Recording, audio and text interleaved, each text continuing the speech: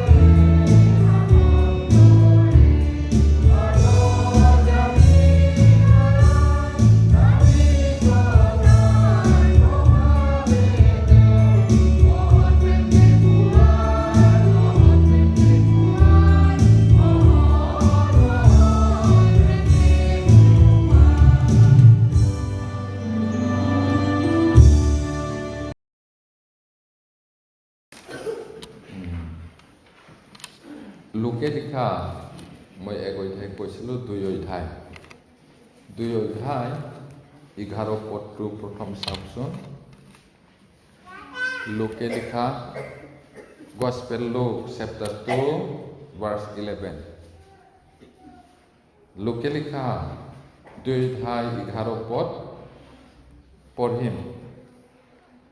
আজি দাউদৰ নগৰত তোমালোকৰ নিমিত্তে ত্ৰাণকৰ্তা জন্মিল, তেওঁ অভিষিক্ত প্ৰভু।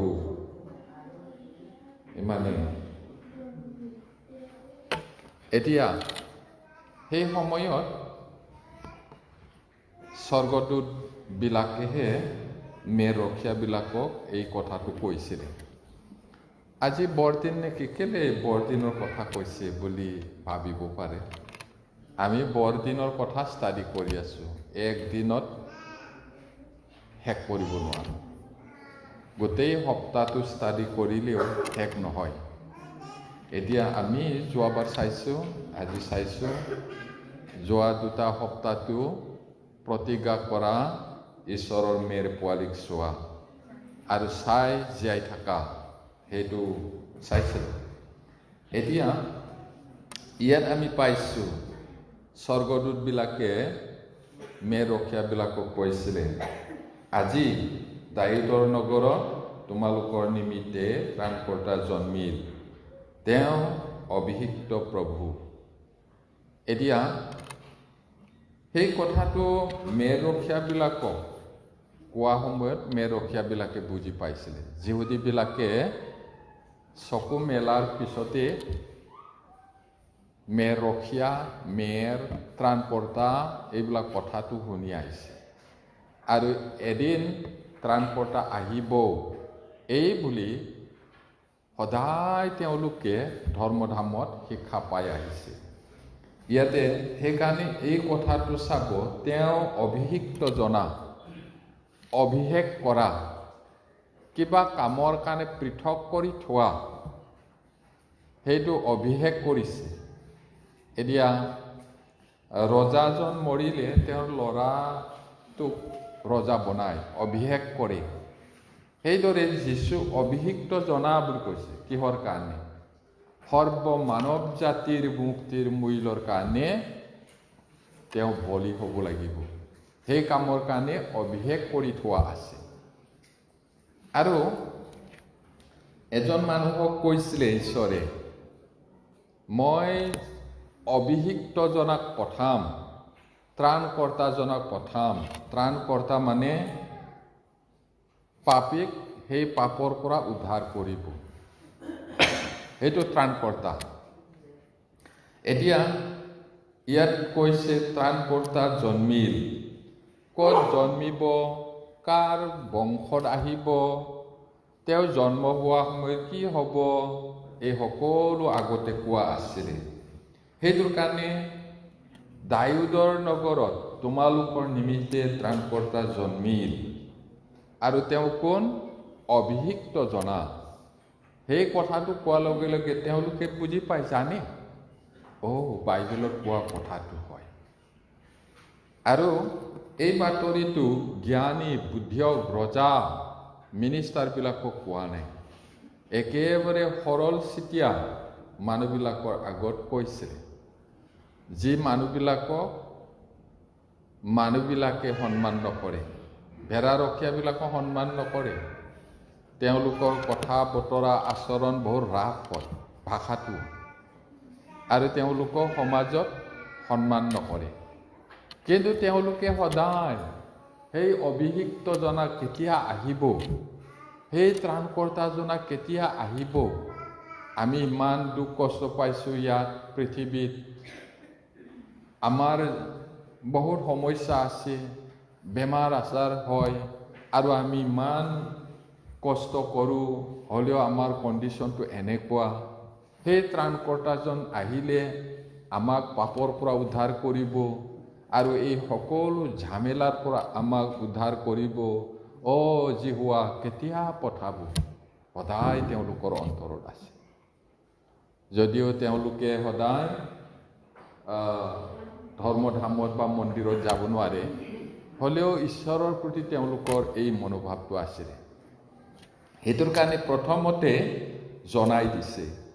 ইয়াতে কৈছে, আজি দাউদৰ নগৰত তোমালোকৰ নিমিত্তে ত্ৰাণকৰ্তা জন্মিল, যাৰ বিষয়ে ভাৱবাদীসকলে কৈ আহিছিল, যালৈ তোমালোকে বাট চাই আছিল, সেইজন দাউদৰ নগৰত আজি জন্মিল, ত্ৰাণকৰ্তা জন্মিল, তেওঁ অভিষিক্ত জনা, এই বুলি জনাইছে। আৰু তেতিয়া তেওঁলোকে বুজি পাইছে। আৰু আন ঠাইত যদি আমি পঢ়োঁ, সেই ত্ৰাণকৰ্তা মছিহক বা যীচুক বুলি কোৱা নাই পুৰণি নিয়মত। ত্ৰাণকৰ্তা, মছিহ, উদ্ধাৰকৰ্তা, নাৰীৰ বংশ, এই বুলিহে কৈছে। আৰু ৰজা বুলি কৈছে, পৰাক্ৰমী ঈশ্বৰ, অনন্তকলীয়া পিতৃ, শান্তিৰ ৰজা, মন্ত্ৰী, এনেকৈহে কৈছে। আৰু সেইজনাক নেদেখালৈকে তুমি নমৰিবা বুলি কৈছে ঈশ্বৰে এজন মানুহ। বহুত আচৰিত। এতিয়া ২৭ পদৰ পৰা চাওকচোন, তাতে ২:২৭ পদৰ পৰা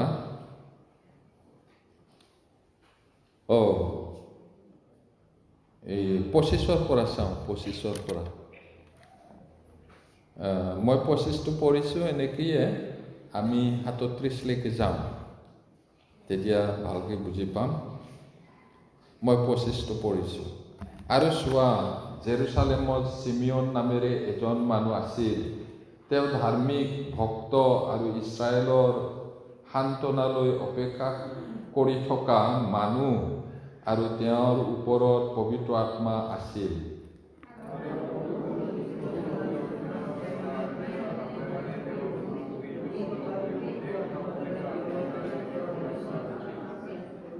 তেওঁ আত্মাৰ আকৰ্ষণৰ দ্বাৰাই ধৰ্মধামলৈ আহিল আৰু যেতিয়া মাক বাপেকে যীশু ল'ৰাটিৰ অৰ্থে বিধানৰ বিধিৰ দৰে কৰিবলৈ তেওঁক ভিতৰলৈ আনিলে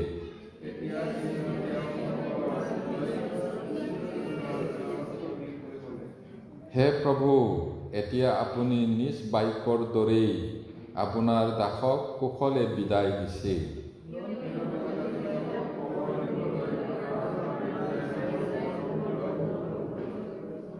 যি পৰিত্ৰাণ আপুনি সকলো লোকৰ সন্মুখত যুগুত কৰিলে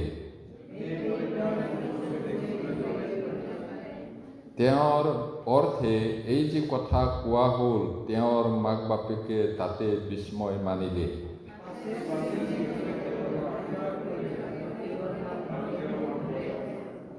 চোৱা অনেক মানুহৰ মনৰ ভাৱনা প্ৰকাশিত হ'বলৈ ইছৰাইল বংশৰ মাজত অনেক পৰিবলৈ আৰু উঠিবলৈ আৰু নিন্দিত হ'বলৈ তেওঁক নিযুক্ত কৰা হৈছে আৰু তোমাৰ নিজৰ হৃদয় ফুলে পিন্ধিব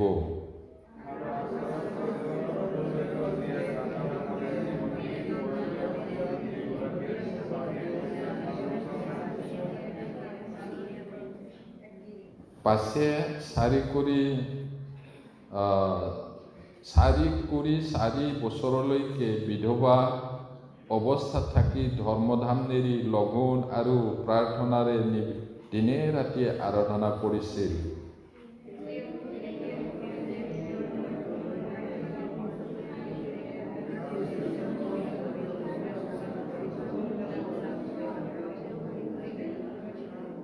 ধন্যবাদ ইয়াতে আমি দেখিলোঁ সিমিয়ন ধাৰ্মিক মানুহ আছে ইয়াতে লাখ লাখ মানুহ আছে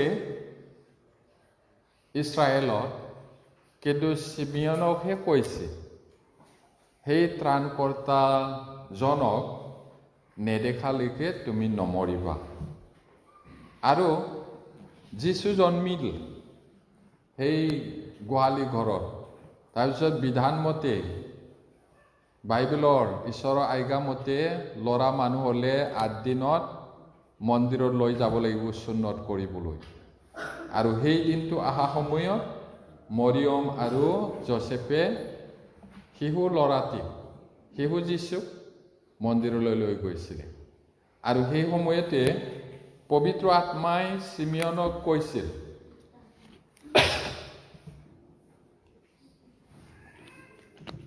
পবিত্ৰ আত্মাই তেওঁক উদগাই দিছে কৈ দিছে এইটোৰ কাৰণে তেওঁ মন্দিৰলৈ আহিছিল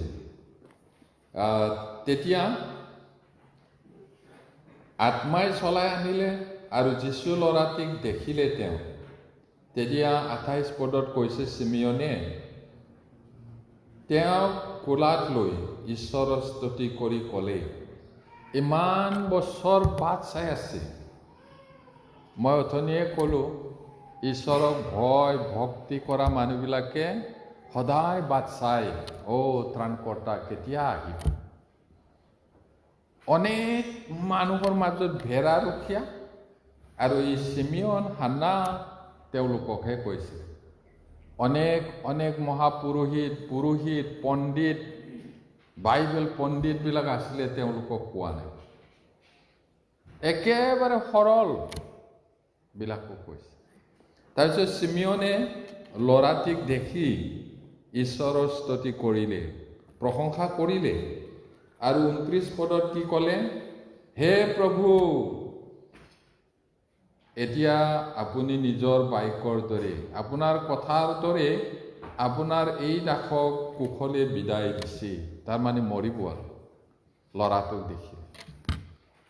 আত্মাই জানিবলৈ দিছে, অনেক কেঁচুৱা আনে, দিনতে 10-12জনো হ'ব পাৰে, বেলেগ বেলেগ জাগাৰ পৰা।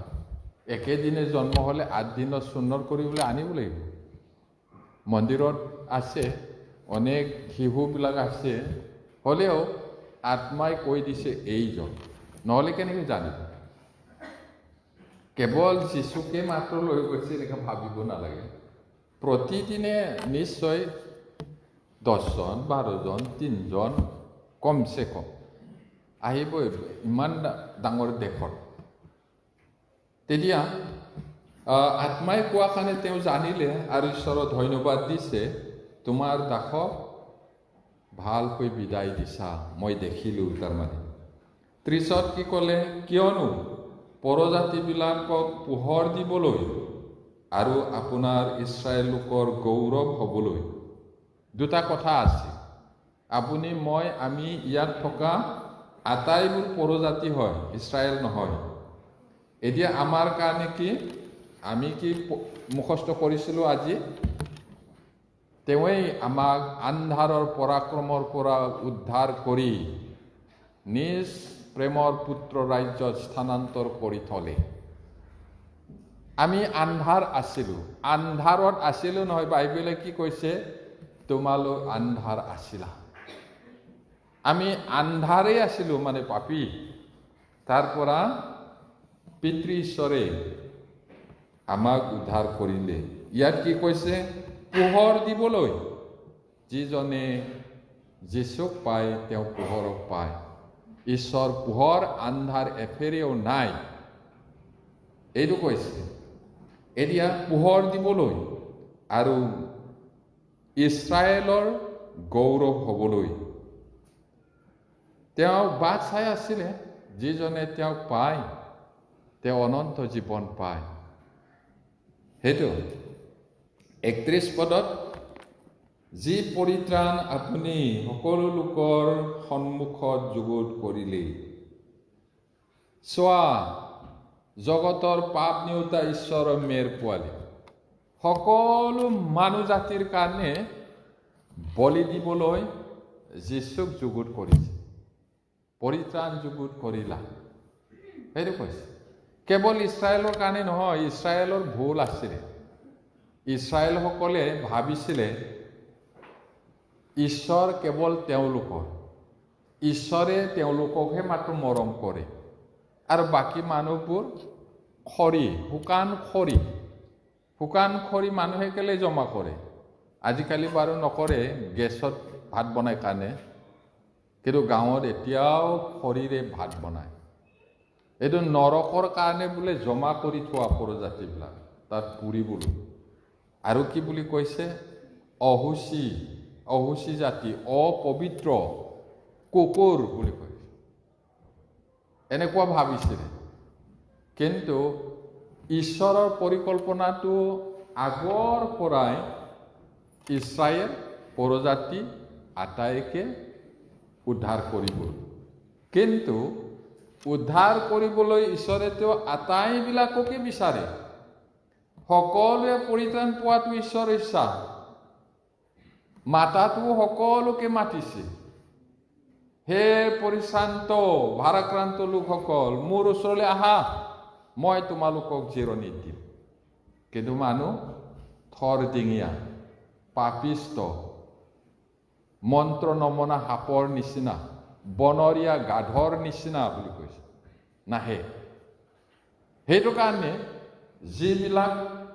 যিসকল মেৰ ৰখীয়াৰ নিচিনা নিৰ্মল সৰল মনৰ মানুহ, তেওঁলোকেহে ঈশ্বৰৰ মাত শুনিব। আৰু যিসকল হান্না আৰু চিমিয়নৰ নিচিনা মানুহ, তেওঁবিলাকেহে পৰিত্ৰাণ পাব। আৰু পৰিত্ৰাণ পোৱাৰ পিছতো যিসকল লোক সৰলভাৱে ঈশ্বৰৰ লগত জীৱন যাপন কৰে, বাইকৈয়ে তেওঁলোককহে কথা কব। সেইটো এতিয়া পৰিত্ৰাণ সকলো লোকৰ নিমিত্তে যুগুত কৰিলে। সিমিয়নে প্ৰকাশ কৰিছে, ল'ৰা যীশুক লৈ পিনি প্ৰাৰ্থনা কৰিছে, বুঢ়া, একেবাৰে বুঢ়া হৈ গ'ল। তাৰপিছত 32 কি কৈছে, সেই পৰিত্ৰাণ মোৰ চকুৱে দেখিবলৈ পালে। কিমান আচৰিত কথা। ক'ত লিখা আছে? এইটো সিমিয়নে যে মনত পেলাইছে, এইবিলাক কথা কৈছে, পুৰণি নিয়মত আছে, সেইটো মনত পেলাইছে। এতিয়া আমি যাওঁ পুৰণি নিয়মত, আইজায়া 25:10, যেচয়া 25:10 চাওকচোন। যেচয়া 25:10 তাত কি কৈছে?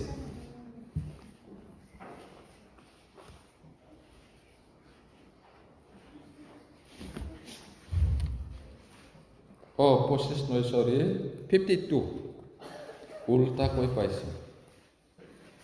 52:10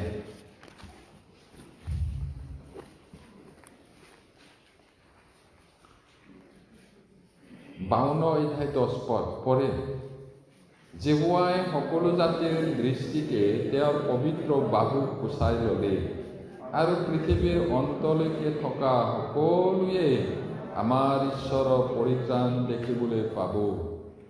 চাওক কিমান ধুনীয়াকৈ কৈছে। সিমিয়নে সেই কথাটো প্ৰকাশ কৰিলে, দেখিবলৈ পালে। আৰু আজি আমি দেখিছোঁ, যদি স্বৰ্গত থকা পিতৃ ঈশ্বৰে যীশুক নপঠালেহেঁতেন, যীশুৱে ঈশ্বৰ পিতৃ ঈশ্বৰৰ কথা মানি জগতলৈ নাহিলহেঁতেন, আপুনি আৰু মই পাপতে গৰ্ভধাৰণ হৈ, পাপতে জন্ম হৈ, পাপতে জীয়াই থাকি, পাপতে মৰি অনন্ত নৰকলৈ গ'লোহেঁতেন, আন্ধাৰত।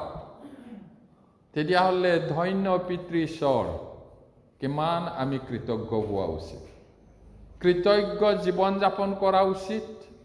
আমাক তেওঁ আচৰিত বৰ দিলে। বৰদিন, বৰদিন মানে কি? বৰদিন মানে অসমীয়াত দুটা মিনিং আছে, বহুত ভাল। ডাঙৰ দিন। কিহৰ কাৰণে ইমান ডাঙৰ দিন? মানৱ জাতিৰ কাৰণে আটাইতকৈ ডাঙৰ বৰটো দিলে। কি বৰ সেইটো? কি উপহাৰ সেইটো? অনন্ত জীৱন যিজনে পায়। গতিকে আমি অনন্ত জীৱন পালো। কেইবছৰমান জীয়াই থাকোঁতে আমি কিমান কৃতজ্ঞ জীৱন যাপন কৰা উচিত। ভাই ভনীসকল, আমি কেনেকৈ জীয়াই আছো? তেওঁক দিবলৈ আমাৰ একো নাই, হ'লেও কিবা এটা অলপমান কৰিলেও তেওঁ বহুত সন্তুষ্ট হয়। আপোনালোকে ল'ৰা ছোৱালী পুহি পাইছে, জানে নিজৰ ল'ৰা ছোৱালীবিলাকৰ পৰা কিবা ডাঙৰ বস্তু পাবলৈ আশা কৰে নেকি কোনোবাই?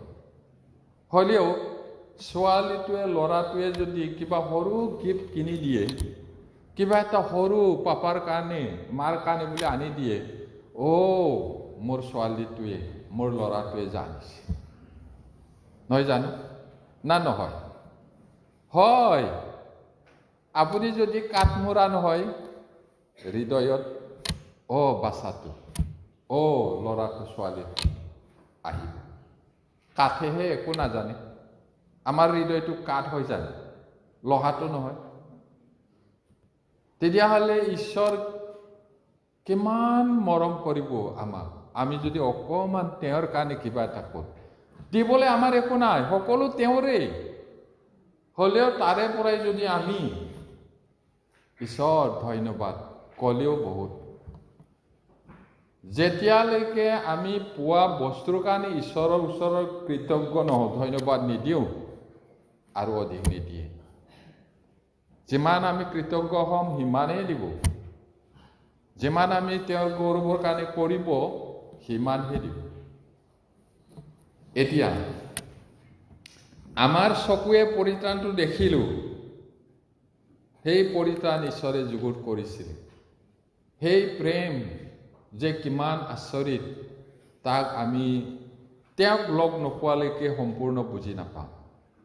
এইটো মানুহৰ প্ৰেম বুলি ভাবি থাকে আমি। মানুহৰ প্ৰেমটো সম্পূৰ্ণ স্বাৰ্থপৰ। তুমি ভাল পোৱাৰ কাৰণে মই তোমাক ভাল পাওঁ, নহয় জানো? তুমি মোক এইটো দিছা কাৰণে মই তোমাক এইটো দিছোঁ। ঈশ্বৰতো তেনেকুৱা নহয়, মাৰ মৰম নিচিনা। আপোনালোকে মা হয়, কেঁচুৱা ডাঙৰ কৰি পাইছে, নহয় জানো?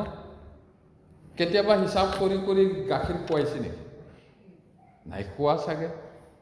এই 1000 বাৰ খালা আৰু খাবি কৈছে নেকি কেতিয়াবা কেঁচুৱা? নাই কোৱা। ঈশ্বৰকো মানুহে ক'ত ঈশ্বৰ আছে? ঈশ্বৰ নাই, বাদ দিয়ক সেই ঈশ্বৰক বুলি কয়, নহয় জানো? তথাপি ঈশ্বৰে হিচাপ কিতাপ নোহোৱাকৈ ৰদ বৰষুণ খেতি বাতি স্বাস্থ্য দি আছে। মাৰ নিচিনা হৈ ঈশ্বৰ। অলপ খং উঠি একেবাৰে কোবাই দিলেও, বেয়াকে গালি দিলেও হৃদয়টো বেলেগ হয় মাৰ। ঈশ্বৰৰটো তেনেকুৱা। আমাৰ কলিজাবিলাক ইমান সৰু সৰু, আমি 2জন 3জনকহে মৰম কৰিব পাৰোঁ। ঈশ্বৰ তেনেকুৱা নহয়। ঈশ্বৰ সকলো মানুহকে মৰম কৰে একে সময়তে। ঈশ্বৰৰ কলিজাটো কিমান ডাঙৰ নাজানো, একে সময়তে মৰম কৰিব পাৰে। আমাক ভাল পোৱা মানুহবিলাককহে আমি ভাল পাওঁ, নহয় জানো? আৰু আমাৰ পৰিয়ালটোহে আমি ভাল পাওঁ। বেয়া হ'লে আমি ভাল নাপাওঁ। কিন্তু ঈশ্বৰ একেবাৰে অঘাইতং, তেওঁক লাত মাৰিলেও মৰম কৰে। তেওঁ গজাল মাৰি আছে, মুখত থু পেলাইছে, দাড়ি উঘালিছে, ঘুচিয়াই পিনি মাৰিছে, চকুটো বান্ধি পিনি কোনে ঘুচিয়াইছে কোৱাচোন? নোৱাৰে নেকি ঈশ্বৰে? পাৰে। কোনে ঘুচিয়াইছে তাক জানে, কিন্তু ওলোটা কৰা নাই। ঠাট্টা নিন্দা অপমান দুখ লাঞ্ছনা পালে তথাপি তেওঁ উত্তৰ নিদিলে। কাটিবলৈ নিয়া মাইকী মেৰৰ নিচিনা বুলি। এইটো শাস্ত্ৰীয় বচনটো সিদ্ধ কৰিব লাগে। এতিয়া এনেহেন প্ৰভুক, যি প্ৰভুৱে আমাক ইমান মৰম কৰি, তেওঁক জানো আমি মৰম কৰিব নালাগে?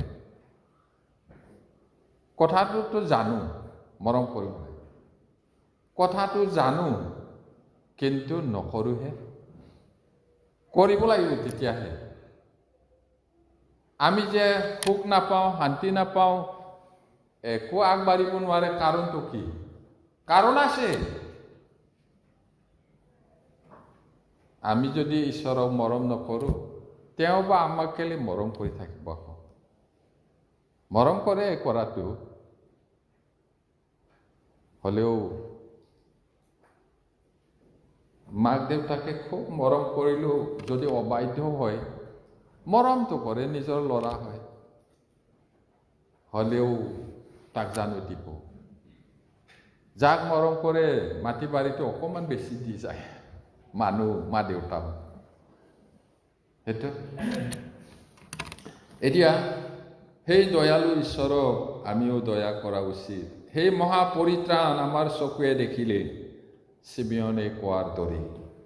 এতিয়া তেওঁৰ অৰ্থে 33 পদত এই যি কথা কোৱা হ'ল, তেওঁৰ মাক বাপেকে তাতে বিস্ময় মানিলে।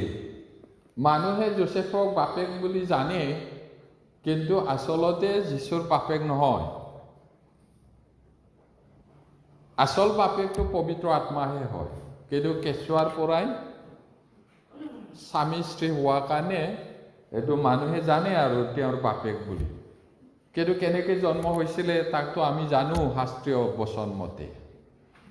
এতিয়া পাছে চিমিয়নে তেওঁলোকক আশীৰ্বাদ কৰিলে আৰু তেওঁৰ মাক মৰিয়মক ক'লে। আশীৰ্বাদো কৰিছে, ভৱিষ্যতবাণীও কৈছে। চাবচোন 35 পদত চোৱা, অনেক মানুহৰ মনৰ ভাৱনা প্ৰকাশিত হ'ব। মানুহৰ মনৰ ভাৱনাটো দেখা দিব। তাৰপিছত কি হ'ব কৈছে, ইছৰাইল বংশৰ অনেক পৰিবলৈ আৰু উঠিবলৈ, কিছুমানটো পৰিব, কিছুমানটো উঠিব। এতিয়া যীশুৰ লগত তৰ্ক কৰিছিলে। যীশুক কৈছে, তুমি যদি ঈশ্বৰৰ পুত্ৰ হোৱা, কিবা আমাক প্ৰমাণ দেখুওৱা এইবুলি। এদিন তৰ্কাতৰ্কি কৰোঁতে প্ৰভুৱে কৈছিলে, তোমালোক আব্ৰাহামৰ বংশ হোৱা হ'লে আব্ৰাহামৰ দৰে মোক প্ৰেম কৰিলাহেঁতেন আৰু ভাল পালাহেঁতেন। আব্ৰাহামে মোৰ দিন দেখি অতিশয় উল্লাসিত হৈছিল বুলি। তেতিয়া আকৌ শিল দলিয়াই মাৰিবলৈহে ল'লে। কেলে? তোমাৰ বয়সটো এতিয়া ২.৫ বছৰো হোৱা নাই, ৫০ও হোৱা নাই, আব্ৰাহামক দেখিলানে তুমি? এতিয়া আমি যীশুৰ কথা কৈ আছো। যীশু কেতিয়া আছিলে? ২০২৫ বছৰৰ আগত। সেই পিতৰহঁতৰ সময়তো, যীশুৰ সময়ৰ পৰা আব্ৰাহামৰ দিনটো আৰু ২০০০ বছৰৰ আগত। সেইটো কাৰণে আব্ৰাহামে মোক দেখি আনন্দিত হৈছিলে বুলি কোৱা সময়ত বহুত খং উঠিছিলে, কাৰণ তেওঁলোকে বুজি নাপায়। কিন্তু আব্ৰাহামে যীশুক দেখিছিলে। সদম গমৰা ধ্বংস হোৱাৰ আগত যীশুৱে স্বৰ্গদূতবিলাকৰ লগত আহিছিলে। ৩জনৰ মাজত এজনটো যীশু। তেতিয়া আমাৰ পিতৃ আব্ৰাহাম, আমাৰ এজনহে পিতৃ আছে বুলি তেওঁলোকে কৈছে। নহয়, তোমালোকৰ পিতৃ আব্ৰাহাম হোৱা হ'লে মোক ভাল পালাহেঁতেন, আব্ৰাহামৰ নিচিনা হ'লহেঁতেন। আব্ৰাহাম ঈশ্বৰক ভয় কৰে, ঈশ্বৰৰ বন্ধু ভাল পায়, বিশ্বাস কৰে। তোমালোক যদি সঁচাকৈ আব্ৰাহামৰ বংশ, তেতিয়াহ'লে আব্ৰাহামৰ নিচিনা মোক বিশ্বাস কৰিলাহেঁতেন। কিন্তু তোমালোকৰ দেউতাটো শয়তান, শয়তানৰ পৰাহে হৈছা। শয়তান আজিৰে পৰা নৰবধি, মিছলীয়া, মিছাৰ বাপেক এই বুলি কৈছে। আৰু সঁচাকৈ তেওঁলোক ঈশ্বৰৰ নাছিল। এতিয়া তেওঁলোকৰ ভাৱনাটো প্ৰভুৱে উদঙাই দিছে, নহয় জানো? তেওঁলোকৰ ভিতৰত যে শয়তানৰ পৰিকল্পনা, শয়তানৰ কাম কাজহে আছে, সেইটো কৈ দিছে। ইয়াত কোৱা নাই জানো? মই আকৌ কৈ দিছোঁ। অনেক মানুহৰ মনৰ ভাৱনা প্ৰকাশিত হ'বলৈ প্ৰকাশ কৰি দিছে, তেওঁবিলাক যে আব্ৰাহামৰ নহয়। শৰীৰটো হয়, কিন্তু বিশ্বাসটো আব্ৰাহামৰ নিচিনা নহয়, শয়তানৰ। আৰু শয়তানে মানুহ মাৰে মিছাকৈ, তোমালোকো এনেকৈ কৈছে। তাৰপিছত ইছৰাইল বংশৰ মাজত অনেক পৰিবলৈ আৰু উঠিবলৈ। অনেকে যীশুক বিশ্বাস কৰি পৰিত্ৰাণ পাই স্বৰ্গলৈ গ'ল, অনেকটো পতন হ'ল, নৰকলৈ গ'ল, পৰিলে।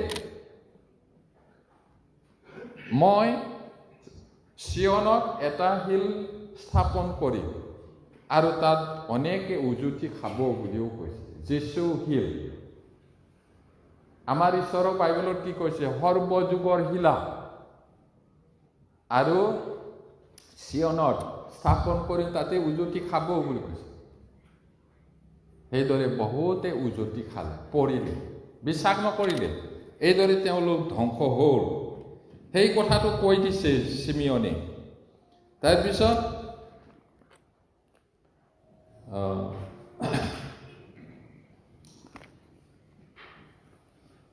নিন্দিত চিন হ'বলৈ এওঁক নিযুক্ত কৰা হ'ল। এইদৰে নিযুক্ত কৰি পঠিয়াই দিছে অভিষেক কৰি। আৰু কি কৈছে লাষ্টত? তোমাৰ নিজৰ হৃদয় ওলে পিন্ধিব। ভৱিষ্যতবাণী কৈছে, অনেকে পৰিব, অনেকে উঠিব, তোমাৰ কলিজাটো হুলে পিন্ধিব। হুলটো বুজি পাইছে নহয় জানো? না বুজা নাই? কুচিয়া, বোকাত থকা কুচিয়াটো মাৰি মাৰি মাৰি ওলাই অনা নিচিনা। বাইদেউবিলাকে গাভৰুবিলাকে চুইটাৰ গুঠে নহয়, সেইটো হুল, সেইটো পিন্ধিব কলিজাত কৈছে। তাৰমানে কি? যীচুক মাৰি মাৰি ওলোমাই থৈ দিয়া সময়ত মাকে সহ্য কৰিব পাৰে জানো? হুলে পিন্ধিছে সেইদিনা, এনেকুৱা হ'ব বুলি কৈ থোৱা আছে। এই হুলে কলিজাত পিন্ধিলে যেনেকা মৰিয়মো এনেকা হৈছে। কান্দি কান্দি কান্দিব নোৱাৰা হৈছে।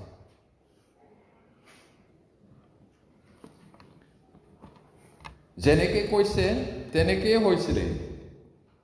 তাৰপিছত আমি যদি চাওঁ 36-37, হান্না একেবাৰে বৃদ্ধা আছিলে কৈছে। পনুৱেলৰ জীয়েক হান্না নামেৰে যি অতি বয়সীয়া ভাৱবাদিনী আছিল। এগৰাকীয়ে স্বামীয়ে সৈতে 7 বছৰ থাকি পাছে 4 বছৰলৈকে বিধৱা অৱস্থাত থাকি ধৰ্মধাম নেৰি লঘোণ আৰু প্ৰাৰ্থনাৰে দিনে ৰাতিয়ে আৰাধনা কৰিছিল। তেওঁ কৈছে 38, তেওঁ একে সময়তে ভিতৰলৈ সোমাই আহি প্ৰভুক স্তুতি কৰি ক'লে আৰু জেৰুচালেমৰ মুক্তিলৈ অপেক্ষা কৰি থকা সকলোবিলাকৰ আগত তেওঁৰ বিষয়ে ক'বলৈ ধৰিলে। তেওঁ ভাৱবাণী প্ৰচাৰ কৰিছে। 7 বছৰ বিয়াৰ পিছত মানে গিৰিয়েকটো ঢুকালে। তেনেকৈয়ে 84 বছৰ ঈশ্বৰৰ লগত দিনে ৰাতিয়ে প্ৰাৰ্থনা কৰি আছিলে। ধাৰ্মিক, সৰল, অনেক বিধৱা আছে, সকলো বিধৱা কোৱা নাই নহয়। অনেক বুঢ়া মানুহ আছে, সকলো কোৱা নাই নহয়। একেবাৰে সৰল মেৰখীয়াবিলাক, গোন্ধাই ওচৰ নাই। মহ চৰাই থাকিলে মহ গোন্ধায়, ছাগলী চৰালে ছাগলী গোন্ধায়।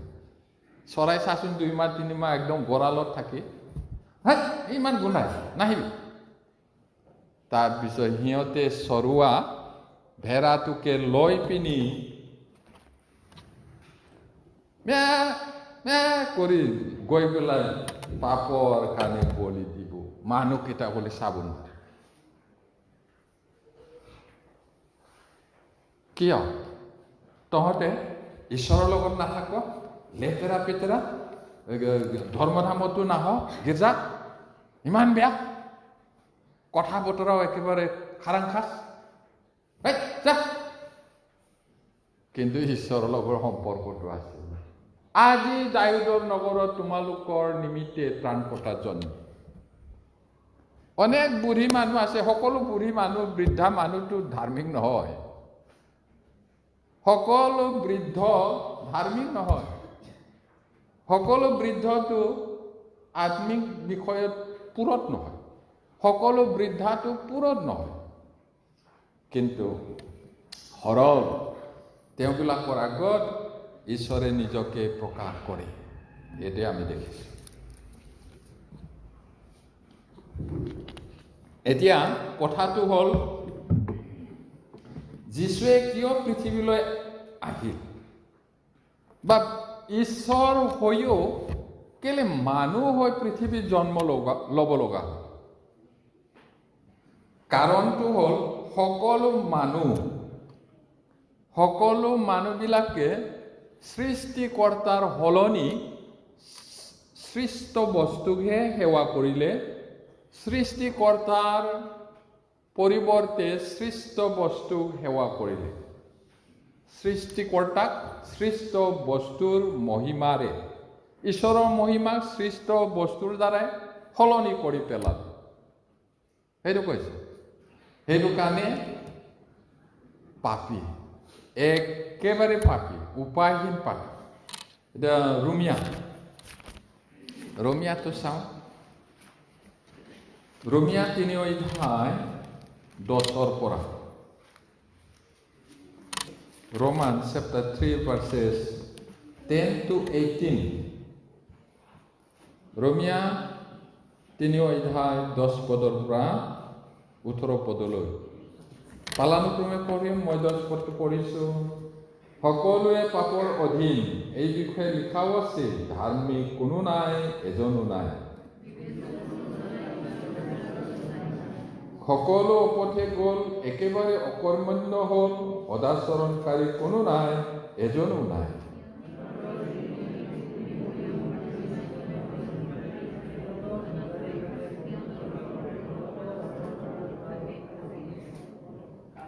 সিহঁতৰ মুখো হাও আৰু কটুবাক্যেৰে পৰিপূৰ্ণ। সিহঁতৰ সকলো পথত বিনাশ আৰু দুৰ্দশা হয়।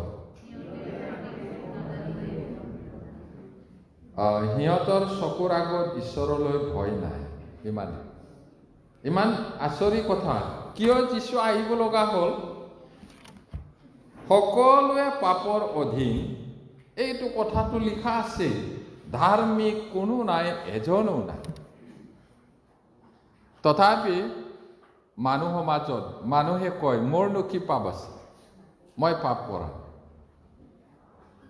ব্যভিচাৰ কৰা নাই, চুৰ কৰা নাই, মিছা কথা কৈ ঠগি নাখায়, সেইটো কাৰণে তেওঁ নিজকে ভাবে ধাৰ্মিক বুলি।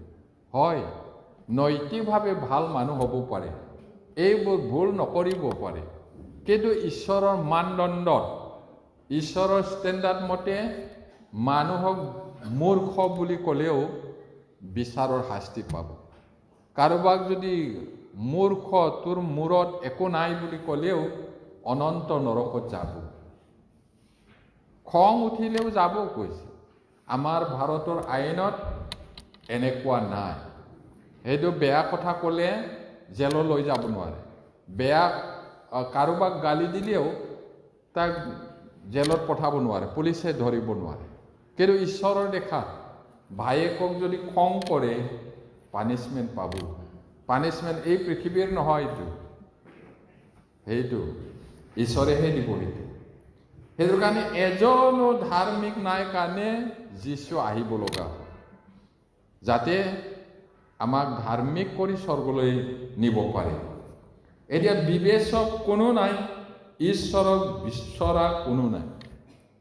এতিয়া আহি এই বয়সলৈকে আজিলৈকে মই বেছি বুজিছোঁ, এজনো সঁচাকৈ নাই।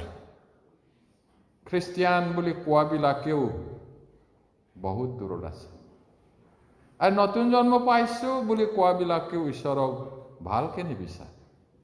ঈশ্বৰক পালোঁ, জানিলোঁ, পৰিত্ৰাণো পালোঁ, হ'লেও দিনে দিনে আমাৰ বিশ্বাস জীৱনটো বিশ্বাসেৰেহে চলিব লাগিব।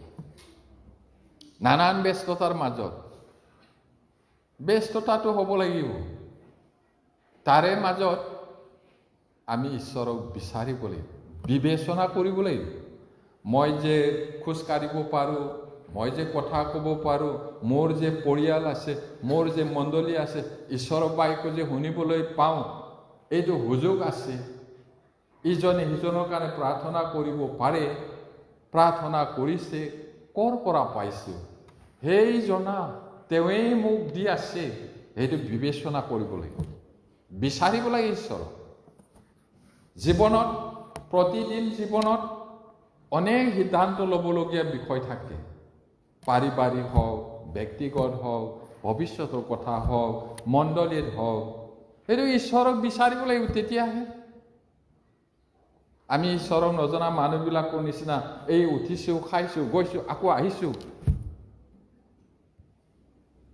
বেলেগ কাম কৰিবলৈ যাহা তাহা কথা ক'বলৈ হ'লে বহুত টাইম ওলায়, কিন্তু বিবেচনা কৰিবলৈ, বাক্যটো অলপ ধ্যান কৰি, বাইবেল পঢ়িব নোৱাৰোঁ, শুনা কথাটোকে আকৌ মনত পেলাওঁচোন। আৰু কিছুমানে যদি পঢ়িব নোৱাৰে, সময় এটা উলিয়াই, বাবা এইটো পঢ়ি দিয়াচোন, মই শুনি। বিবেচনা কৰিব লাগে, ঈশ্বৰক বিচাৰিব লাগে। নাই কৈছে, মই কোৱা নাই, ঈশ্বৰে কৈছে, বিবেচক কোনো নাই, ঈশ্বৰক বিচৰা কোনো নাই। তেতিয়াহ'লে কি বিচাৰে মানুহ? টকা। ৰাতিপুৱাও টকা, দুপৰীয়াও টকা, ৰাতিও টকা, ৰাতিপুৱা টকা। সেইটো কাৰণে আমাৰ পাষ্টৰে এজনে কৈছিলে, মটৰচাইকেলটো ষ্টাৰ্ট দিলে বোলে তাতো টকা টকা টকা টকা টকা আহি বাজে বোলে, শুনি পায় মানে। চিকাৰত যোৱা মানুহবিলাকে চাই থাকে পহু বুলি, মানুহটো কিবা এটা কাৰণত বোলে পহু আহিছে বুলি দিলেই নহয়। মোৰ প্ৰচাৰৰ লগৰীয়াটো এনেকেই মাৰি দিলে, নমৰিলে, বহুত দিন হস্পিটেলত থাকে। কুকুৰা, জংঘলী কুকুৰা মাৰিবলৈ বুলি ৰৈ আছিল। তাৰপিছত আমাৰ প্ৰচাৰৰ লগৰীয়াটো এই ধনিয়া যে, ধনিয়া এটা থাকে নহয়, আমি নগা ধনিয়া বুলি কওঁ, সেইটো বিচাৰিবলৈ চুপ চুপ চুপ চুপ গৈছে। সি বনটো মাত্ৰ লৰিছে, দেখা লগে লগে দিলে নহয়, মহাবিপদ। যিটো ভাবে সেইটো দেখি পায়। অলপমান ভাবি চাব লাগে। তাৰপিছত কি কৈছে, সকলো অপথে গ'ল, একেবাৰে অকৰ্মণ্য হ'ল, সদাচৰণকাৰী কোনো নাই, এজনো নাই। অপথে, পথ মানে ৰাস্তা, অপথ মানে বেয়া ৰাস্তা দি গ'ল, এজনো ভাল আচৰণ কৰোতা নাই কৈছে। এতিয়া অন্তত আমি ঈশ্বৰক জানিলো, আমি জানিলো, পৰিত্ৰাণ পালো। যদি পালো তেতিয়াহ'লে কেলে সলনি নহয়? সলনি হ'ব লাগিব, সলনি কৰিব লাগিব। বাইবেলে কোৱা নাই জানো, নতুন মন কৰাৰ দ্বাৰাই আন ৰূপ ধৰা, আন ৰূপ ধৰি থাকিব লাগিব। তাৰপিছত মানুহৰ কথাটোৱে কৈ আছে, যীশু কিয় আহিব লগা হ'ল? 13 পদত, সিহঁতৰ ডিঙিৰ নলী মুকলি মৈদামৰ নিচিনা। এইটো নলীটো মুকলি মৈদামৰ নিচিনা কৈছে। আমাৰ মৈদামবিলাক মুকলি আছে জানো? এই বাইবেল যুগৰ অলপ কালচাৰটো বুজি নাপালে কি মুকলি মৈদাম? আমাৰতো মানুহটো পুতিলে, এইটো মাটিৰে ফিলা হৈ গ'ল, ক'ত মুকলি আছে ভিতৰত? এই ভূতনাথত জ্বলাই দিলে ছাই হৈ গ'ল, ক'ত মুকলি আছে তাতে? তেওঁলোকৰতো এই পুলপিত নিচিনা ভিতৰৰ আছে, গডৰেজ নিচিনা এনেকা। তাতে মানুহটো মৰিলে ধুনীয়াকৈ এই কি বুলি কয়, গোন্ধোৱা তেল মালিচ কৰি কাপোৰ মেৰিয়াই মেৰিয়াই ধুনীয়াকৈ সোমাই থৈ দিয়ে। লাহেকৈ গেলি গ'ল, হাৰ্ডি মাটো থাকিলে উদং। মানুহৰ এই ডিঙিটো সেইটোৰ নিচিনা হৈছে। কি উদং হোৱাৰ পিছত কি থাকে? গেলা বস্তু, হাৰ্ডি, গোন্ধোৱা। ইয়াৰ পৰা বেয়া কথা ওলাই, গোন্ধাই, ঈশ্বৰৰ দেখা।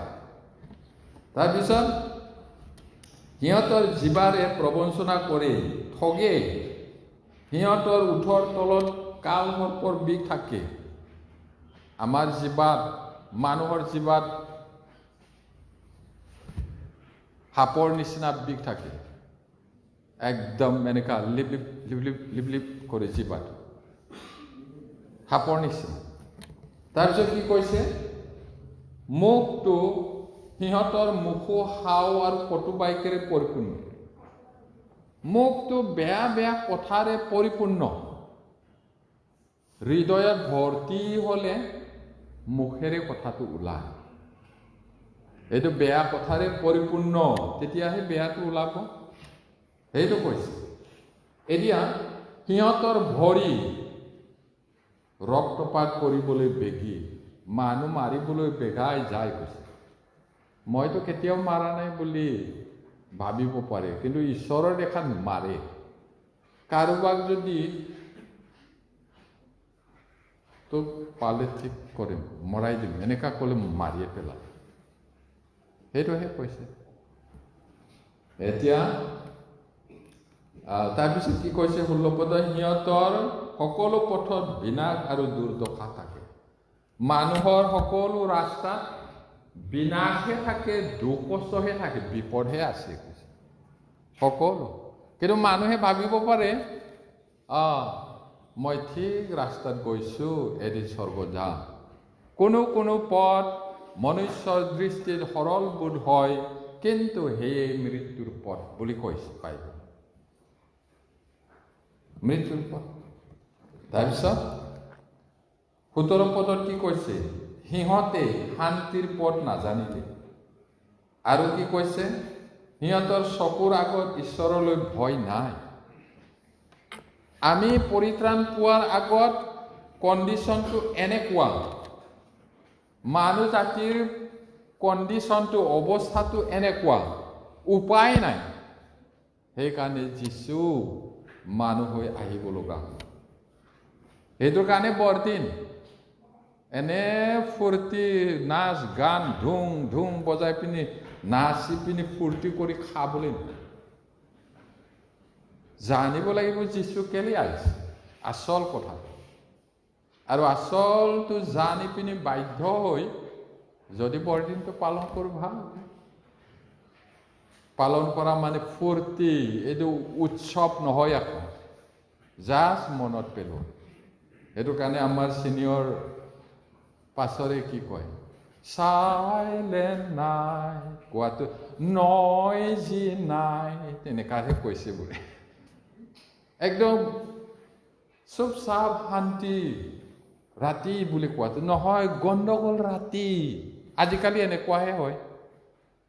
বহুত কিবা মিউজিক বজাই পিনি গান গাব, তাৰপিছত ফূৰ্তি ফাৰ্তা কৰিব, তাতে পাপ কৰিব, তাৰপিছত গীৰ্জাৰ পৰা যোৱাৰ পিছত। সেইটো কাৰণে কৈছে গণ্ডগোলীয়া ৰাতি বুলি।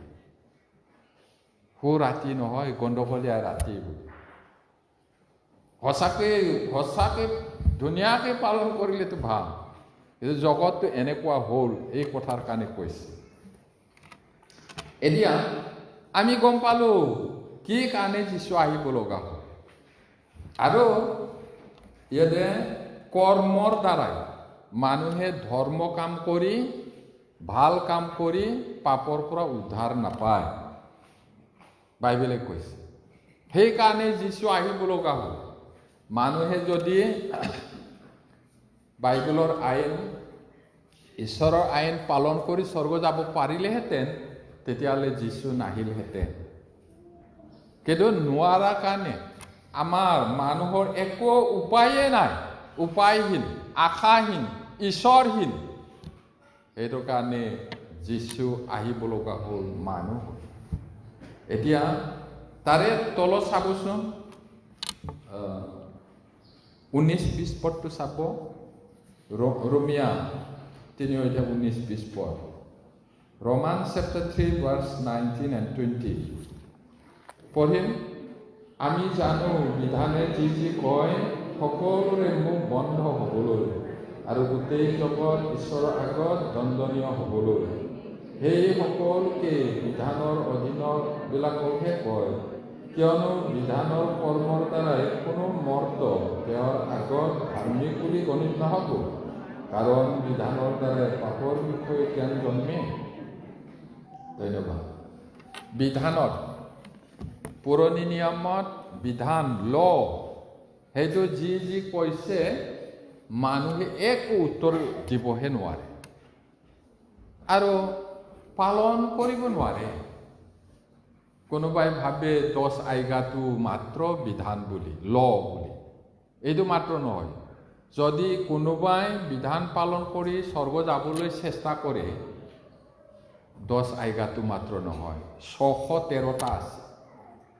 এই 613টাটো জন্মৰ পৰা মৃত্যুলৈকে এদিনো ভুল কৰিব নোৱাৰি, তেহে স্বৰ্গ যাব। বিধানটো বেয়া নহয়, পবিত্ৰ হয়, ন্যায় হয়। কিন্তু তেতিয়াহ'লে কি হয় সমস্যা? আমিহে পালন কৰিব নোৱাৰোঁ। তেতিয়াহ'লে কিয় দিছিলে এই ল'টো? আমি যে পাপী, আমি যে আশাহীন, ঈশ্বৰহীন মানুহ, ভাল কামৰ দ্বাৰাই স্বৰ্গ যে যাব নোৱাৰে, তোমাৰ পাপটো চোৱাচোন বুলি আইনাহে দেখুৱাইছে। আইনা। তুমি উপায়হীন মানুহ, তুমি পাপিষ্ঠ মানুহ, তুমি ব্যভিচাৰী মানুহ, তুমি মিছলীয়া মানুহ, তুমি মানুহ মাৰোতা মানুহ, তুমি ডকাইত কৰোতা চোৰ হয়। চোৱা আইনাত এইটোহে হয়। তেতিয়াহ'লে কি কৰিব? সেইকাৰণেতো যীশু আহিব লগা। ইয়াতে একেবাৰে স্পষ্টকৈ পাইছোঁ আমি, কিয়নো বিধানৰ কৰ্মৰ দ্বাৰাই কোনো মৰ্ত তেওঁৰ আগত ধাৰ্মিক বুলি গণিত নহ'ব। মৰ্ত মানে মানুহ, মৰ্টেল মেন। ল অবজাৰ্ভ কৰি, পালন কৰি, ধৰ্ম কাম কৰি কোনো মানুহে ঈশ্বৰৰ আগত ধাৰ্মিক বুলি হিচাপ নহ'ব। তেতিয়াহ'লে কিয় দিছিলে? কাৰণ বিধানৰ দ্বাৰাই পাপৰ বিষয়ে জ্ঞান জন্মে। মানে লোভ কৰাটো পাপ হয় বুলি বিধানে নোকোৱা হ'লে আমি নাজানিলোহেঁতেন। এতিয়া বিধানেহে আমাক জানিবলৈ দিছে, এইটো কৈছে। সেইকাৰণে যীশু আহিব লগা হ'ল, সেইকাৰণে বৰদিন হ'ব লগা হ'ল। নহ'লে যীশু নাহিলেহেঁতেন বিধানটো পালন কৰি স্বৰ্গ যাব পৰা হ'লে। সেইটো নোৱাৰে, উপায়হীন, আমাৰ নোজোৰে। সেইটো কাৰণে তেওঁ আমাক সহায় কৰিবলৈ, উদ্ধাৰ কৰিবলৈ আহিলে। এতিয়া সৃষ্ট বস্তুৰ দ্বাৰাই সৃষ্টিকৰ্তাৰ মহিমা সলনি কৰিলে। এই সৃষ্ট বস্তু কেতিয়াবা এনেকাও থাকে, কেতিয়াবা মস্ত বলদ গৰু, কেতিয়াবা কৰা। এইটো ঈশ্বৰক সেৱা কৰক চাবি, ঈশ্বৰে বনোৱা বস্তুবিলাকৰ দ্বাৰাই ঈশ্বৰৰ মহিমাটো সলনি কৰিব। ঈশ্বৰকে সেৱা কৰিব লাগে। এতিয়া এক্সাম্পল, পানী কলহ বা বাল্টি, তাৰ পৰা একদম পিয়াহত পানীটো খাই তৃপ্তি হ'ল, ইমান এতিয়াহে ভাল লাগিছে। এই কলহটোকে সেৱা কৰিলে জানো হ'ব? কলহত পানী আনি থোৱা মানুহটোকহে ধন্যবাদ দিব লাগিব। এতিয়া গৰুৱে হওক, ছাগলীয়ে হওক, হাতীয়ে হওক, সাপে হওক বা কোনোবা চৰাইয়ে হওক, এইটো কেলে সেৱা কৰিব? এইবিলাকক বনোৱা ঈশ্বৰকহে সেৱা কৰিব লাগে।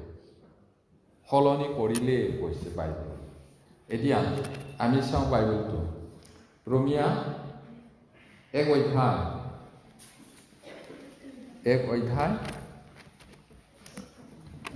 Romans chapter 1, 18 to 22. মই 18টো পঢ়িছোঁ, 18 পদটো। কাৰণ যিবোৰ অধাৰ্মিকতাৰ দ্বাৰাই সত্যক নিবাৰণ কৰে, সেইবোৰ মানুহৰ সকলো ভক্তিলংঘন আৰু অধাৰ্মিকতাৰ বিৰুদ্ধে স্বৰ্গৰ পৰা ঈশ্বৰৰ ক্ৰোধ প্ৰকাশিত হৈছে।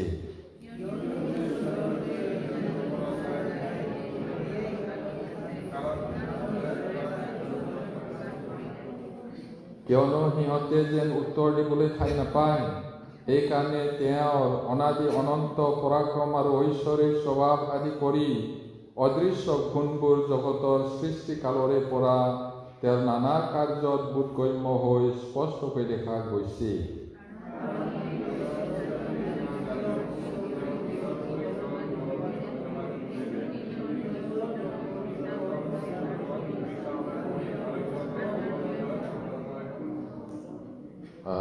নিজক জ্ঞানী দেখুৱাই সিহঁত মূৰ্খ হ'ল।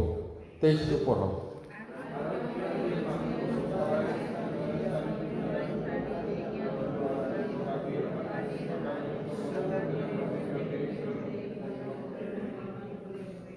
ধন্যবাদ।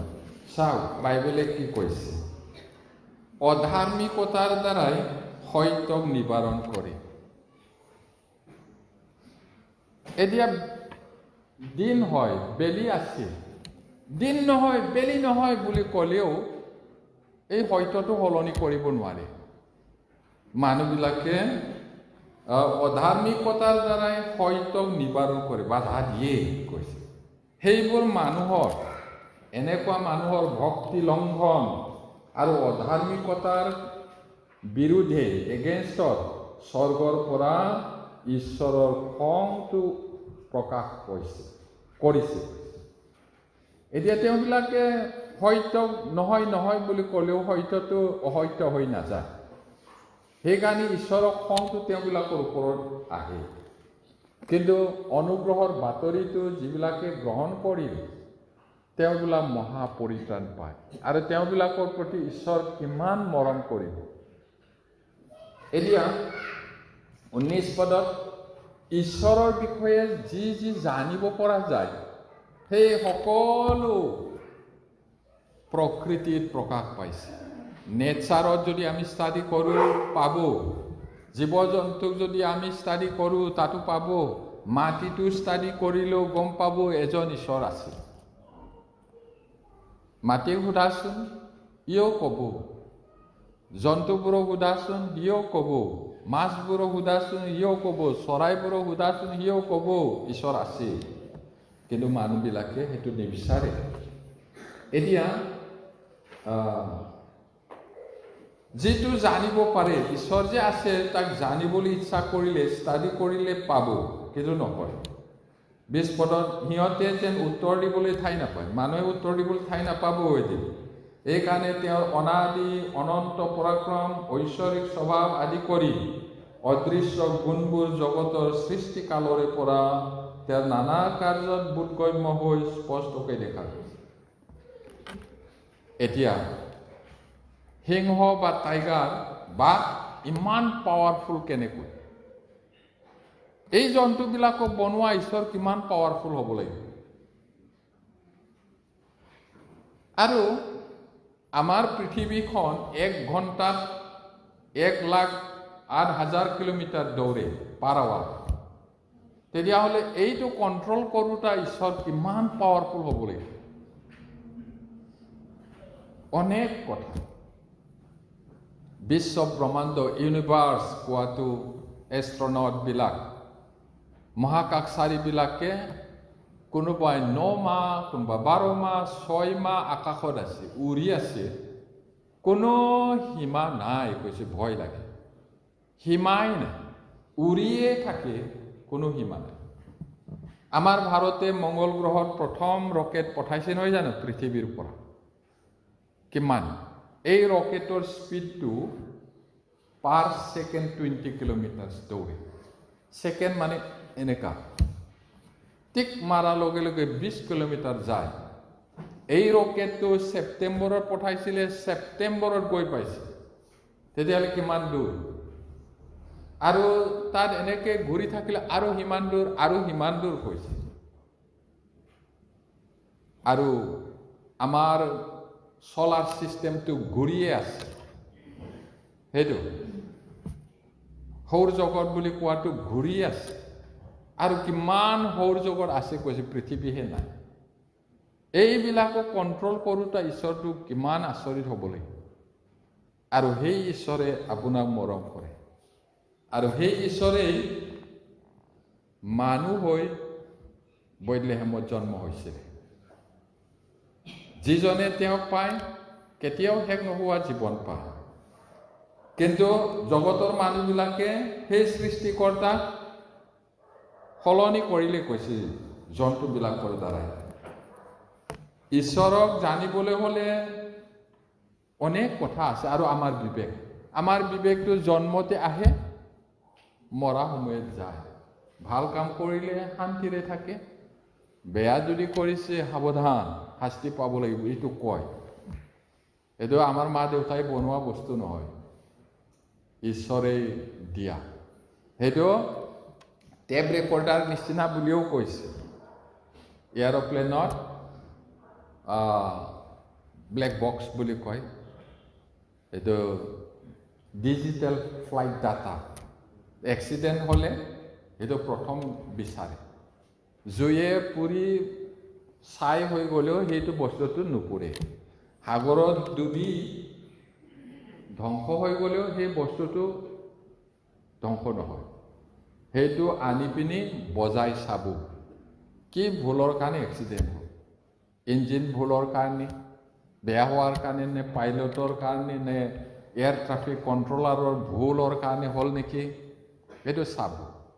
আমাৰ এই বিবেকটোও ঈশ্বৰে দিয়া ব্লেক বক্স নিচিনা। একদিন ঈশ্বৰে সেইটো বজাব। তেতিয়া মই ব্যভিচাৰ কৰাই নাই বুলি ক'লে ওলাব। কি বুলি ওলাব?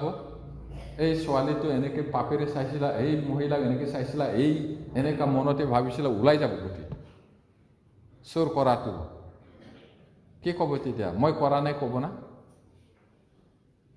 সকলোৰে যি যি পাপ এইটো ওলাই যায় মই কেতিয়াও মানুহ মাৰি পেলোৱা নাই হিংসা কৰাটো মানুহ মাৰি পেলোৱা কোৱা নাই জানো কিমানবাৰ যে হিংসা কৰিলে ওলাব এইটো কোনে দিছে ঈশ্বৰে বিবেকটো আৰু ঈশ্বৰক জানিও ঈশ্বৰ বুলি ধন্যবাদ নকৰিলে কিন্তু নিজৰ তৰ্ক বিতৰ্কত মিছা হৈ পৰিল আৰু নিৰ্বোধ বুদ্ধি নাইকিয়া হৃদয়টো আন্ধাৰ হৈ গৈছে তৰ্ক বিতৰ্ক কৰে সিহঁতে প্লাছ মাইনাছ কৰি পিনি ওলাব নিচিনা এই লেবৰেটৰীত পৰীক্ষা কৰি পিনি কিবা কিবি কৰি একদম ওলাই যোৱা নিচিনা ৰিজাল্টটো বিচাৰি ঈশ্বৰক এনেকুৱা পাব নোৱাৰে 2+2 হ'লে 4 হয় এনেকুৱা নোলাই ঈশ্বৰ এইটোৰ কাৰণে ঈশ্বৰ নাই ক'ব বিচাৰে সিহঁতে কোৱা কাৰণে যে নাই এনেকুৱা নহয় তৰ্ক বিতৰ্ক ডাৰউইনে কি কৈছিলে ডাৰউইন মানুহে বোলে বান্দৰৰ পৰাহে আহিছে আগতে নেগুৰ দীঘল আছিলে বুলি নেগুৰটো ছিগি ছিগি ছিগি ছিগি আহি মানুহটো চিধা হ'ল হয় না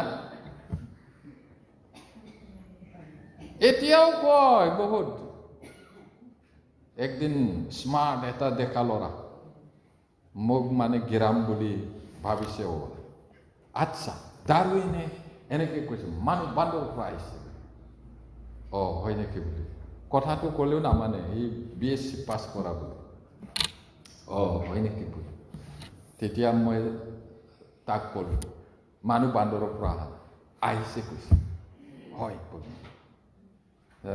চিম্পল যুক্তি মই কম বুলি ক'লোঁ মানুহ বান্দৰৰ পৰা অহা নাই তাৰ সাধাৰণ যুক্তি এতিয়া কোনো বান্দৰৰ টেষ্টটো মানুহৰ তাত দিলে মানে মৰি যাব বেমাৰ হৈছে অপাৰেশ্যন কৰিব লাগে টেষ্ট লাগে ক'লে বান্দৰটোতো মানুহৰ পৰা আহিছে কৈছে তাৰ টেষ্টটো মিলিলেতো দিব লাগিব কিন্তু নিমিলে দিলে মৰি যাব মানুহ বান্দৰৰ পৰা অহা 1 নম্বৰ 2 নম্বৰ যুক্তিটো শ বছৰ গ'ল কোনো চিৰিয়াখানাত বান্দৰে মানুহ জন্ম দিয়া নাই দিছে জানো নাই দিয়া হাজাৰ হাজাৰ বছৰ গ'ল কোনো মাকে বান্দৰ পোৱালি জন্ম দিয়া নাই দিছে জানো নহয় 2 নম্বৰ তাৰপিছত যদি সেই ডাৰউইনে আজি জীয়াই থাকিলেহেঁতেন তেতিয়াহ'লে তাক এই বান্দৰ বুলি ক'লে সি খং উঠিলে তুমি কৈছা বুলি মই দেখা ল'ৰা কৈছোঁ তুমি কৈছা বান্দৰৰ পৰা আহিছে বুলি তোমাক যদি মই কওঁ বান্দৰৰ পোৱালি ভাল পাবানে অলপ ভাবিলে তাৰমানে অহা নাই শইকীয়াৰ পুতেকটো শইকীয়াৰ পুতেক আহাচোন ইফালে বুলি ক'লে আহিব বা নমস্কাৰ মোৰ অলপমান কাম আছে মাফ কৰিব বুলি যাওক বেয়া নাপায় নহয় গগৈৰ পুতেক তুমি গগৈৰ পুতেক নোহোৱানে হয় হয় দাদা ক'ব কিন্তু বান্দৰৰ পুতেক কোৱাৰ লগে লগে ঝামেলাত পৰিবনে নাই অহা নাই বান্দৰৰ পৰা সেইটো নহয় নেগুৰো ছিগা নাই কিবাও হোৱা নাই মানুহ বান্দৰৰ পৰা এনেকৈ তৰ্ক বিতৰ্ক হৈ মিছা হ'ল কৈছে এইটো এতিয়া যে আমি শাস্ত্ৰ ক'ত পঢ়িছোঁ তৰ্ক বিতৰ্ক হৈ মিছা হৈ পৰি সিহঁতৰ অবোধ হৃদয় আন্ধাৰময় হ'ল আন্ধাৰ তাৰপিছত 22 পদত নিজক জ্ঞানী দেখুৱাই সিহঁত মূৰ্খ হ'ল এতিয়া মই এখন কিতাপ পাইছিলোঁ ডাৰউইনে স্বীকাৰ কৰা মৰাৰ আগে আগে ইংলেণ্ডত ৰজা পৰিয়ালতে মই মহাপাপ কৰিলোঁ বুলি কান্দিছে এতিয়া মই যি ক'লোঁ গোটেই পৃথিৱীৰ এই কাগজটো কিতাপটো ছপা হৈ গুচি গ'ল তাকতো মই বুটলি আনিব নোৱাৰোঁ এই বুলি কান্দিছে কৈছে হয়তো ঈশ্বৰে ক্ষমা কৰিব পাৰে মই নাজানো কিন্তু মানুহৰ সমাজত গোটেই পৃথিৱীত কিতাপটো গ'ল, এই শিক্ষাটো গ'ল, এজন এজনৰ পৰা আনিব নোৱাৰে নহয়, মুচিব নোৱাৰে নহয়। কিন্তু তেওঁ কান্দি ক্ষমা খোজা কথাটো কিতাপতে আছে। এতিয়া নিজক জ্ঞানী দেখুৱাই সিহঁত মূৰ্খ হ'ল। মানুহৰ কথা কৈছে। আৰু 23 পদত ইম্পৰ্টেণ্ট কথা, ক্ষয়শীল মানুহটো ক্ষয়শীল, মানুহৰ মূৰ্তি বনাই সেৱা কৰে। আৰু চৰাই, চাৰিঠেঙীয়া জন্তু, উৰক আদিৰ আকাৰযুক্ত প্ৰতিমূৰ্তিৰে সৈতে সিহঁতে ঈশ্বৰৰ মহিমা সলনি কৰিলে। আন্ধাৰ হ'ল, নাজানে, সেইকাৰণে যীশু আহিব লগা হ'ল। সেইকাৰণেহে বৰদিন হ'ব লগা হৈছিল। বৰদিন, আশীৰ্বাদৰ দিন আৰু ডাঙৰ দিন। এতিয়া মানুহৰ মনটো আটাইতকৈ কপটীয়া, সঁচাকৈ কপটীয়া। Pastor, good morning.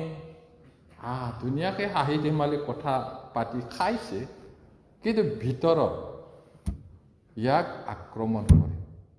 বহুত ডেঞ্জাৰ, কপটীয়া, সাংঘাতিক কপটীয়া মানুহৰ মন।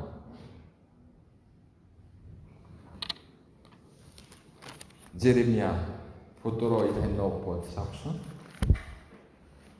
বাইবেলে কৈছে, মানুহৰ মনটো কপটীয়া, তাৰ ৰোগ কোনে সুস্থ কৰিব? ঈশ্বৰৰ বাহিৰে কোনেও নাজানে। 17:9 পঢ়িম। মন সকলোতকৈ কপটময় আৰু তাৰ ৰোগ সুস্থ কৰিব নোৱাৰি, কোনে তাক বুজিব পাৰে? মন সকলোতকৈ কপটময়, তাৰ বেমাৰটো কোনেও সুস্থ কৰিব নোৱাৰে, কপটীয়া। এতিয়া ইয়োবটো চাওক, ইয়োব গীতমালাৰ আগত, ইয়োব 15 অধ্যায় 14 পৰা 16 পঢ়িম একেলগে। জব 15 অধ্যায় 14 পৰা 16, 14 to 16 পঢ়িম। মৰ্তনো কি যে তেওঁ সুচী হ'ব পাৰে, তিৰোতাৰ পৰা জন্ম পোৱা মনুষ্যনো কি যে তেওঁ ধাৰ্মিক হ'ব পাৰে? চোৱা, তেওঁ নিজৰ পবিত্ৰবিলাকতো বিশ্বাস নকৰে, এনেকৈ আকাশমণ্ডলো তেওঁৰ দৃষ্টিত নিৰ্মল নহয়। তেন্তে জলৰ দৰে অধৰ্ম পান কৰোঁতা ঘৃণনীয় আৰু ভ্ৰষ্ট মনুষ্য কিমান কম পৰিমাণে সুচী হ'ব পাৰে? মানুহ পবিত্ৰ হ'ব নোৱাৰে, সেইটো কৈছে। পোকহে হয়, গোবৰৰ পোক নিচিনা, গুৰ পোক নিচিনা, একো নহয়। সেইটো কাৰণে ঈশ্বৰে মানুহক উদ্ধাৰ কৰিবলৈ মানুহ হৈ যীশু নাম লৈ পৃথিৱীত জন্ম ল'বলগীয়া হৈছিল। এতিয়া মানৱ জাতিক উদ্ধাৰিবলৈ ঈশ্বৰে এজন ত্ৰাণকৰ্তা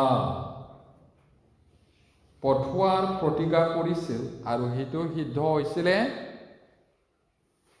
বেথলেহেমত। বৰদিন কয় তাকে। এতিয়া আমি প্ৰতিজ্ঞা কৰাটো চাওঁ। যিশয়া 9:6 যিশয়া 9:6 Isaiah chapter 9 verse 6.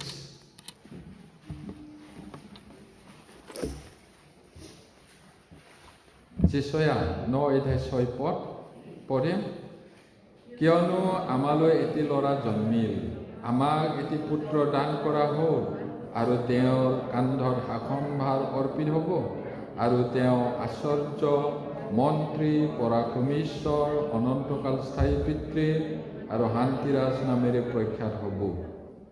যীশু আহাৰ 700 বছৰৰ আগত যীশুৱে ভাৱবাদীয়ে ঈশ্বৰৰ পৰা কথা পাই লিখিছিলে, আমালৈ এটি ল'ৰা জন্মিল। যীশু ল'ৰা হয়, আৰু তেওঁৰ কান্ধত মানে ৰেছপনচিবিলিটি অফিচটো বহুত আছে। আচাৰ্যও হয়, মন্ত্ৰীও হয়, পৰাক্ৰমী ঈশ্বৰ হয়, অনন্তকাল স্থায়ী পিতৃও হয়, শান্তিৰ ৰজাও হয়। তেওঁ সাধাৰণ ল'ৰা নহয়, সাধাৰণ মানুহ নহয়, তেওঁ ঈশ্বৰ মানুহ। 100% ঈশ্বৰ, 100% মানুহ, ঈশ্বৰ মানুহ। সেইটো হৈছে সিদ্ধ হ'ল যিটো প্ৰতিজ্ঞা কৰিছে। আৰু 7 অধ্যায় বেক চাইডত 7 অধ্যায় 14 পদ, 7 অধ্যায় 14 পদ পঢ়িম। এই হেতুকে প্ৰভুৱে নিজে তোমালোকক এক চিন দিব। চোৱা, যুৱতীজনী গৰ্ভৱতী হৈ এটি পুত্ৰ প্ৰসৱ কৰিব, আৰু তেওঁৰ নাম ইমানুৱেল, আমাৰ লগত ঈশ্বৰ ৰাখিব। এতিয়া এই যুৱতীজনী আছিলে মৰিয়ম। আমি কাহিনীটো জানো। তেওঁলোক মৰিয়ম আৰু যোচেফ স্বামী স্ত্ৰী হিচাপে মিলন হোৱাৰ আগতে যীশুৰ গৰ্ভৱতী হৈছিলে, আৰু যীশু জন্ম নোহোৱালৈকে মিলন হোৱা নাই বুলি বাইবেলত স্পষ্টকৈ আছে।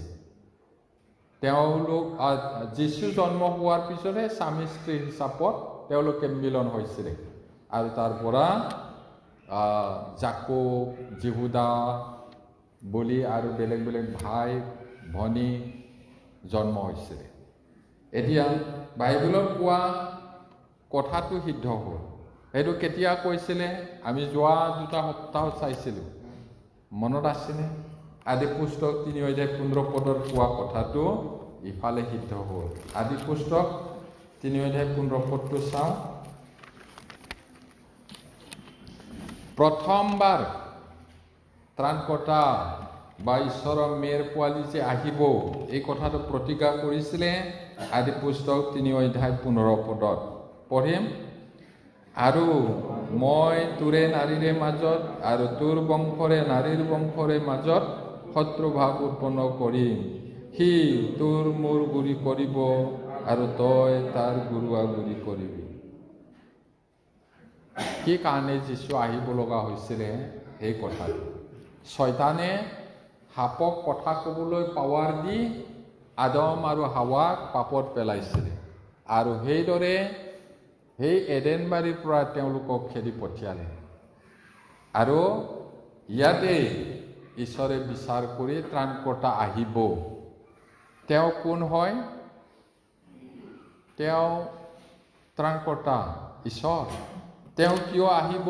যোৱা 2 সপ্তাহত আমি চালোঁ। সি তোৰ মাথাটো গুৰি কৰিব, আৰু তই, মানে শয়তানে কৈছে, তেওঁৰ গুৰুৱা গুৰি কৰিবি। যীশুৰ গুৰুৱাটো গুৰি কৰিলে সেই খোজত ওলমি থকা। শয়তানে হাঁহিছিলে, খতম এতিয়া, নামা যদি পাৰা। আনক ৰক্ষা কৰে, নিজক ৰক্ষা কৰিব নোৱাৰে, নামাচোন, তেতিয়াহে আমি বিশ্বাস কৰিম। নামিলে নামিব পাৰে। এইদৰে কৰিলে শাস্ত্ৰীয় বচন সিদ্ধ নহ'ব আৰু আমি পৰিত্ৰাণ নাপাম। শয়তানে ভাবিছিলে শেষ, কিন্তু সেই ভৰিৰ গুৰুৱাটো গুৰি কৰা নিচিনা। তাৰপিছত সি তোৰ মূৰটো গুৰি কৰিব। ভৱিষ্যত টেন্সত আছে, ফিউচাৰ টেন্সত আছে। এতিয়াও কৰা নাই, কঁকালটোহে ভাঙাই থৈ দিছে সাপক। একদিন পুৰা মাথাটো গুৰি কৰিব, অনন্তকালৰ কাৰণে নৰকত পেলাব। সেইটো কাৰণে যীশু আহিছিলে। কিয় আহিছিলে সেইটো আমি পালোঁ। মই চমুকে আকৌ কৈ দিছোঁ কিয় যীশুৱে পৃথিৱীলৈ আহিব লগা হ'ল। 1 নম্বৰত, সকলো লোক ঈশ্বৰৰ দৃষ্টিত ঘিনলগীয়া আৰু পাপী, তাৰ পৰা বচাবলৈ যীশু আহিছে। 2 নম্বৰত, কৰ্মৰ দ্বাৰাই পাপৰ ক্ষমা নাপায়, সেইকাৰণে যীশুৱে তেজ দিবলৈ আহিল। 3 নম্বৰত, সৃষ্ট বস্তুৰ দ্বাৰাই সৃষ্টিকৰ্তাৰ মহিমা সলনি কৰিলে মানুহ। সেইবোৰ জীৱ জন্তু, চৰাই ইত্যাদি সেৱা কৰি তাৰ দ্বাৰা পৰিত্ৰাণ নাপায়, পাপৰ ক্ষমা নাপায়, সেইকাৰণে যীশু আহিলে বচাব। 4 নম্বৰত, মানুহৰ মনটো আটাইতকৈ কপটীয়া, সেইকাৰণে যীশু আহিব লগা হ'ল সেই বেমাৰটো ভাল কৰিব। 5 নম্বৰত, সেয়ে মানুহ জাতিক উদ্ধাৰিবলৈ ঈশ্বৰে এজন ত্ৰাণকৰ্তা পঠোৱাৰ প্ৰতিজ্ঞা কৰিছিল, আৰু সেইটো সিদ্ধ হ'ল বেথলেহেমত। কি কাৰণে যীশু আহিব লগা হ'ল সেইটো আমি চাইছোঁ। ঈশ্বৰে আশীৰ্বাদ কৰক। প্ৰাৰ্থনা কৰি। স্বৰ্গত থকা মহান পিতৃ ঈশ্বৰ, যীশুখ্ৰীষ্ট মানুহ হৈ এই পৃথিৱীত কিয় জন্ম ল'বলগীয়া হ'ল, এই বিষয়ে শাস্ত্ৰৰ পৰা আমি পালোঁ। তাৰ বাবে ধন্যবাদ পিতা। শুনা সকলো ভাই ভনীৰ ওপৰত তোমাৰ দয়া হওক।